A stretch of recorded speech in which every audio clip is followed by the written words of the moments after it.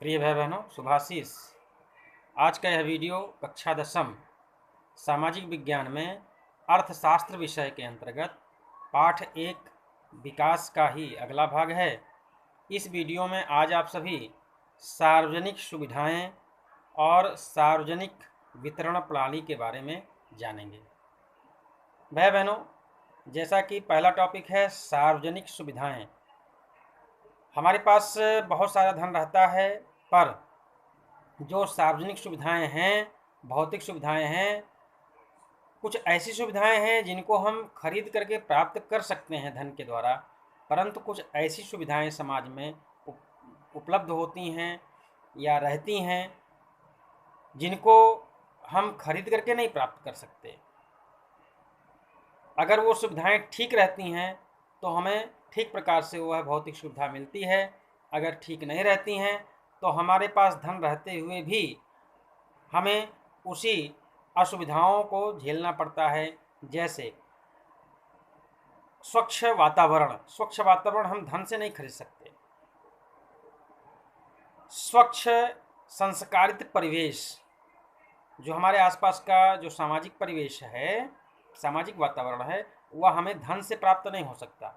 उसके लिए निरंतर हमें सुधारात्मक कार्य करने पड़ेंगे, समाज परिवर्तन के कार्य करने पड़ेंगे। जब समाज परिवर्तन के कार्य होते हैं, चाहे वो सरकार द्वारा हो, चाहे सामाजिक संगठनों द्वारा हो, जब ये सारे कार्य होते हैं तो हमें वो अच्छा सुंदर परिवेश मिलता है, संस्कारित परिवेश मिलता है, सहयोगी परिवेश मिलता है।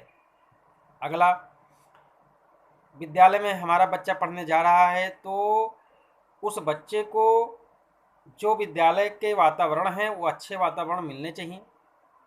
वहाँ पर अच्छे शौचालय हों, स्वच्छ परिवेश हो, सुंदर प्राकृतिक वातावरण हो, बैठने की अच्छी व्यवस्था हो, पढ़ाने वाले अच्छे शिक्षक हों। ये सारी चीज़ हमारे पास पैसा रहेगा तो हम पैसे से नहीं खरीद सकते।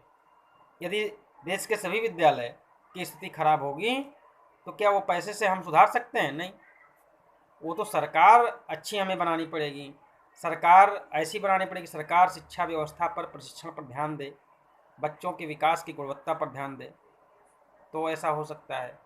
तो ये सार्वजनिक सुविधाएं बहुत कुछ हमारे धन पर निर्भर नहीं करता है, यह हमारे विचार पर निर्भर करता है। हमारा विचार कैसा है, हम दूसरे के साथ अच्छा व्यवहार करते हैं तो हमारे साथ भी लोग अच्छा व्यवहार करते हैं। और यदि हम अपने विचारों में परिवर्तन लाते हैं तो धीरे धीरे दूसरे के भी विचारों में परिवर्तन स्वतः आता है और हम अपने प्रयास से भी ला सकते हैं। तो इस प्रकार से जो सार्वजनिक सुविधाएं हैं, जैसे पार्क हो गए, पार्क में अगर हमें खेलना है तो पार्क अच्छा कैसे बनेगा, इस पर विचार करना चाहिए। हमारे पड़ोसी कैसे हमारे साथ अच्छा व्यवहार करें, इस पर विचार करना चाहिए। तो सुख की जो प्राप्ति होती है, वह सुख की प्राप्ति केवल धन से नहीं होती है, बल्कि अच्छे संस्कारों से, अच्छे सामाजिक परिवेश से, अच्छे प्राकृतिक परिवेश से, तो इनसे प्राप्त होती है। तो इसके लिए हमें निरंतर सुधारात्मक कार्य, समाज परिवर्तन के कार्य करने होंगे। और समाज परिवर्तन के ही नहीं बल्कि राजनीतिक शुचिता हो, राजनीति में भी कुछ अच्छे लोग हमें इसके लिए भी कार्य करने पड़ेंगे, क्योंकि राजनीति के माध्यम से ही देश की सरकार बनती है और देश की सरकार अच्छा करे तो हमें कुछ करना पड़ेगा। हमारे पास जो सरकार बनाने का अधिकार है, मत का अधिकार है, उसका उचित प्रयोग करना पड़ेगा। हमें पैसे पे नहीं बिकना चाहिए। तो ऐसे तमाम कार्य है जिसको हमें करना अनिवार्य है। दूसरा टॉपिक है सार्वजनिक वितरण प्रणाली। भाई बहनों, आज का जो परिवेश है, उस परिवेश में गरीबी, भुखमरी और अनेक प्रकार के जो कमियां हैं समाज में, वो कमियां दिखाई देती हैं। लोगों के पास बेरोजगारी है, रोजगार के अभाव में लोग भूखों मरने के कगार पर हैं। कुछ ऐसे गांव में, शहरों में ऐसे गरीब लोग भी रहते हैं जिनको भरपेट दोनों टाइम भोजन भी नहीं मिलता है। तो ऐसे स्थिति में सरकार ने एक उचित रेट पर, उचित मूल्य पर और निर्धारित मानक के अनुसार और गेहूँ, चावल, चीनी, चना, ऐसे कुछ खाद्य पदार्थ और वितरण करती है, उसे हम सार्वजनिक वितरण प्रणाली कहते हैं। एक नियंत्रित सरकार द्वारा एक नियंत्रित मूल्य पर निर्धारित सामानों की आपूर्ति कराना राशनिंग कहलाता है। इसे हम सार्वजनिक वितरण प्रणाली भी कर सकते हैं, इसे हम राशनिंग भी कर सकते हैं। यानी नियंत्रित मूल्य पर निर्धारित मात्रा में राशन जैसे गेहूं,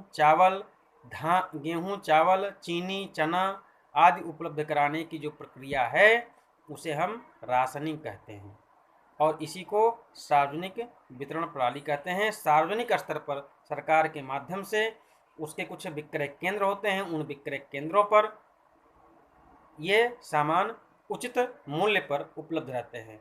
और अब तो आपदा काल में, कोरोना जैसे आपदा काल में तो निःशुल्क मिल रहे हैं और एक व्यक्ति पर 5 किलो गेहूं, 5 किलो चावल ऐसा मिलता है, अर्थात महीने भर का भोजन एक व्यक्ति के लिए उपलब्ध हो ऐसा मिलता है। अगर परिवार में 5 परिवार हैं, परिवार में 5 सदस्य हैं तो उन 5 सदस्यों के लिए और 5-5 किलो के हिसाब से उसको जोड़ करके दिया जाता है।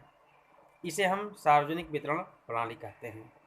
सार्वजनिक वितरण प्रणाली के लिए सरकार द्वारा निर्धारित विक्रय केंद्र होते हैं।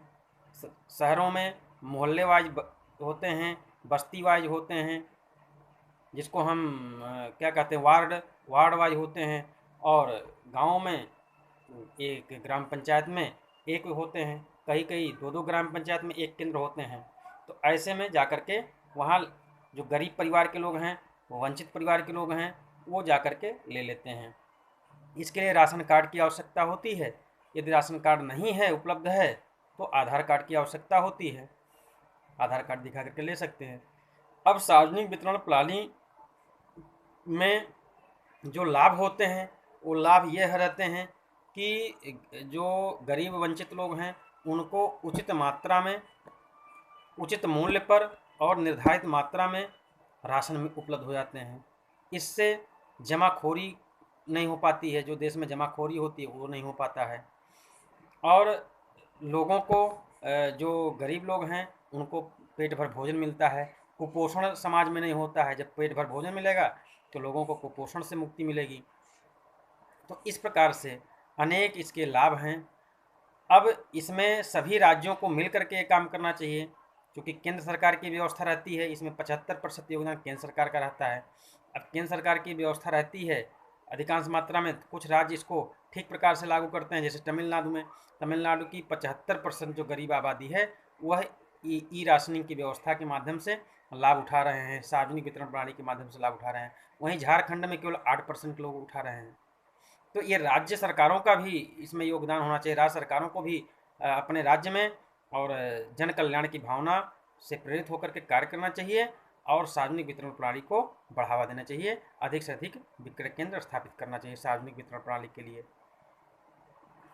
अब सार्वजनिक वितरण प्रणाली के जो दुरुपयोग इसको कह सकते हैं, उसको नुकसान नहीं कह सकते हैं, दुरुपयोग कह सकते हैं।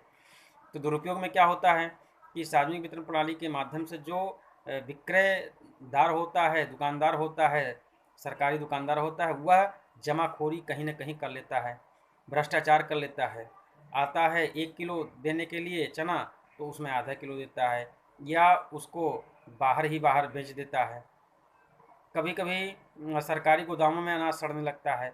ऐसे अनेक उसके दुष्प्रयोग भी लोग करने लगते हैं, जिससे सरकार को भी नुकसान होता है, सरकार का राजकोष का घाटा होता है। सरकार अपने राजकोष से ही और सबको, गरीबों को पेट भरने के लिए यह परियोजना जो है चलाती है, और इसमें जो अन्य लोग हैं, बिचौलिए हैं, ये बिचौलिए अपना भ्रष्टाचार के माध्यम से अपने लाभ के लिए सब काम कर लेते हैं, तो इससे नुकसान होता है। बहुत सारे आंगनबाड़ी केंद्र हैं, आंगनबाड़ी केंद्रों में महिलाओं के लिए तमाम प्रकार की सुविधाएं आती हैं। जो गर्भवती महिलाएं होती हैं उनके पोषण के लिए आते हैं, सत्तू आता है, चना आता है, बेसन आता है, मिठाइयाँ भी आती हैं, अनेक प्रकार की चीज़ें आती हैं। और उन चीज़ों को जो आंगनबाड़ी केंद्र के कार्यकर्त्रियाँ हैं और अन्य जो राशन की दुकानें हैं, दुकानदार हैं, वो सब इसको बेच देते हैं, उपलब्ध नहीं कराते हैं जनता तक। जो गरीब जनता है, जिनको आवश्यकता है, वास्तव में आवश्यक व्यक्ति के सामान पहुंच नहीं पाता है। तो ये सारी कमियां हैं। तो आज के जो इस वीडियो में आपने सार्वजनिक वितरण प्रणाली और उसके लाभ और उसके उद्देश्य, यानी सरकार का जो उद्देश्य है जन कल्याण है, सरकार का जो उद्देश्य है वह सबको उचित मूल्य पर और निर्धारित मात्रा में राशन पहुंचाना है, भूखमरी को मिटाना है और कुपोषण को मिटाना है। ऐसे तो अनेक उद्देश्य सरकार के हैं। इन उद्देश्यों के लिए ये सरकार काम करती है। तो आज के इस वीडियो में आपने सार्वजनिक वितरण प्रणाली, सार्वजनिक वितरण प्रणाली के उद्देश्य, सार्वजनिक वितरण प्रणाली के लाभ और सार्वजनिक वितरण प्रणाली के हानियाँ अर्थात उसमें जो भ्रष्टाचार हैं उनको बारे में आपने जाना, पढ़ा। तो अभी इसका जो है लेख भी जाएगा, तो उसको आप लिख लीजिएगा अपनी कॉपी में। आज के लिए इतना ही, धन्यवाद।